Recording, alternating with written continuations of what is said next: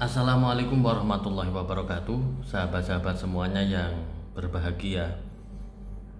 Saya tertarik dengan sebuah pertanyaan yang saya tulis di WA, ya, yang saya sebenarnya terinspirasi sama tulisan Pak Renal Kasali yang resah terkait dengan budaya kita, budaya bangsa, budaya yang dari akumulasi orang-orang. Kenapa bangsa kita ini suka membuli? Kalau kita lihat di sosial media, betapa banyak kita baca sumpah serapah kepada pemerintah, kepada siapa saja yang berbeda dengan dirinya, dia bully habis-habisan. Ya, tidak hanya sekedar orang awam, bahkan tokoh-tokoh agama pun begitu hebatnya membuli orang yang berbeda dengan dirinya. Kalau toh misalnya ada umat kita itu yang salah di dalam berpendapat, misalnya seperti kasus Abu Marlu, bukan kemudian dihakimi, tetapi bagaimana kita memberi pendidikan, memberikan pemahaman yang benar terkait dengan pemahaman dia yang barangkali di pandangan para ulama, para kiai itu salah. Makanya cara mendidiknya bukan dengan menghakimi, bukan dengan memperpelonco sehingga patah arang dia, sehingga dakwah di Islam tidak menjadi multi lagi. Barangkali Abu Marlu juga punya bangsa pasar sendiri, begitupun juga dengan pendakwah-pendakwah lain yang barangkali tidak orang pesantrenan, ya, tapi orang awam, tapi mereka dia bisa diterima. Nah, oleh karenanya bagaimana tugas kita itu mendidik mereka, menginfokan kepada mereka tentu dengan yang baik, dengan cara yang baik, tidak dengan menghakimi atau membuli. Nah, selama ini kita lihat di komentar-komentar, bahkan di para kiai pun itu membuli, membuli, sehingga yang sangat saya khawatirkan adalah tumpulnya dakwah-dakwah di berbagai lini.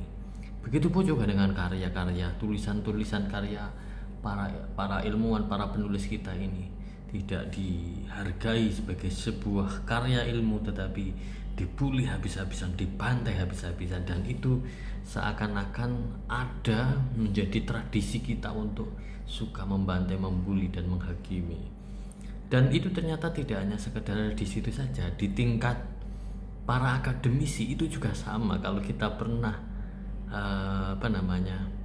waktu MOS dulu kita dipelonco, ya, waktu ujian skripsi terjadi pembantaian di para dosen, ya kan, terhadap karya-karya para mahasiswa. Begitu juga dengan di tesis maupun disertasi, ada budaya membantai karya-karya para sarjana yang ingin wisuda, kan, ya. Nah, ini yang kemudian menarik sekali yang disajikan oleh Profesor Renal Kasali, bahwa beliau itu punya anak yang disekolahkan di Amerika. Nah, di Amerika ini karena dia itu bahasa Inggris itu bukan bahasa ibunya, ada pelajaran mengarang, dan ketika mengarang dengan bahasa Inggris itu ternyata oleh gurunya itu dipuji sebagai karya bagus, karya baik, gitu kan. Nah, Profesor Renal Kasali sendiri itu merasa bahwa penilaian itu salah karena anaknya tulisannya acak adut gitu loh. Bahasa Inggrisnya juga masih lemah, dan itu ternyata dipuji habis-habisan oleh gurunya. Dan Profesor Renal Kasali kemudian protes kepada gurunya. Kemudian guru itu bertanya, "Anda dari negara mana?" "Dari Indonesia." "Ya, pantesan," gitu ya. Nah, itu yang kalau di Amerika, kata Prof. Renal Kasali, pendidikannya ada budaya untuk menghargai karya anak, dengan tanpa menghakimi, dengan tanpa penilaian-penilaian buruk, tetapi dirangsang agar anak itu menambahkan kualitas, diberikan masukan-masukan agar karya itu menjadi lebih bagus lagi, tanpa ada penghakiman atau membantai, gitu ya, istilahnya membantai. Begitu juga terjadi pengalaman Profesor Renal Kasali ketika menyelesaikan S2 di sana.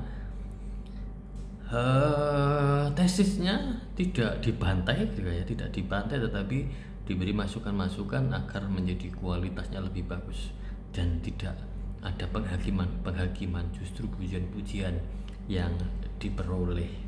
Nah, inilah yang kemudian menjadi jawaban kenapa di Indonesia sarjananya begitu banyak, pinter-pinter, dan mendapatkan penghargaan prestasi di Olimpiade Sains Internasional misalnya dan lain-lain sebagainya. Tetapi kita sangat langka, sangat sedikit sekali penulis-penulis besar yang berkaliber internasional. Begitu juga dengan ilmuwan-ilmuwan kita, tidak sebesar, misalnya tidak sebanyak di negara-negara barat, apalagi menerima Nobel gitu ya. Kita tidak memiliki riwayat menerima Nobel. Kenapa ya? Mungkin jawabannya adalah karena kita itu karya-karya anak bangsa ini seringkali dihakimi, karya-karya anak bangsa ini seringkali tidak dihargai, karya-karya anak bangsa kita itu seringkali dibully sebagai bentuk karya yang remeh. Nah, sedangkan di sana bentuk penghargaannya begitu tinggi, apresiasi terhadap sebuah karya, sebuah ide besar, ide-ide, sehingga kemudian merangsang, menumbuh kembangkan karya kreativitas para pelajar di sana, sehingga menjadi sebuah karya-karya berkualitas yang mendunia. Itu saya kira kritik terhadap pendidikan kita, bagaimana di dalam proses pendidikan kita itu menghargai karya-karya anak, dan jangan sampai guru apalagi itu suka membuli. Kita ini harus sangat sering mengapresiasi anak.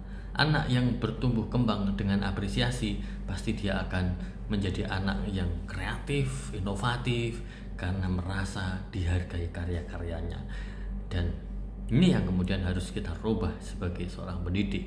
Di dalam proses pendidikan, di lembaga pendidikan adalah sering-seringlah kita mengapresiasi karya anak bangsa kita, karya-karya anak-anak kita, sehingga mereka tumbuh kembang kreativitas sesuai dengan bakat minatnya, dengan karya-karyanya. Dan kita akan, kalau kita bisa melakukan semuanya, menghargai karya ini, insya Allah ke depan kita akan memiliki karya yang berlimpah di negara kita, karena kita ini full dengan generasi yang produktif.